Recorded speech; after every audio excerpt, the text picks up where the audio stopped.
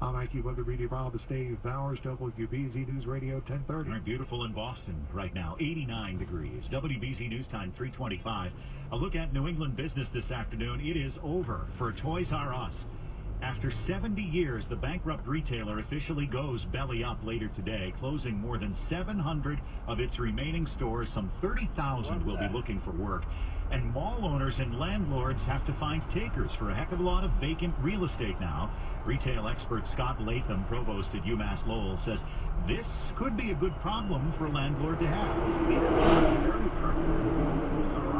Now they're going to be able to take those large stores, get a higher rate per square foot, and change what's in there as far as merchandising and the customer experience. Even the store's mascot, Jeffrey the giraffe, out of work. However, not for long. He's got a new job, going from company headquarters to a children's hospital in New Jersey.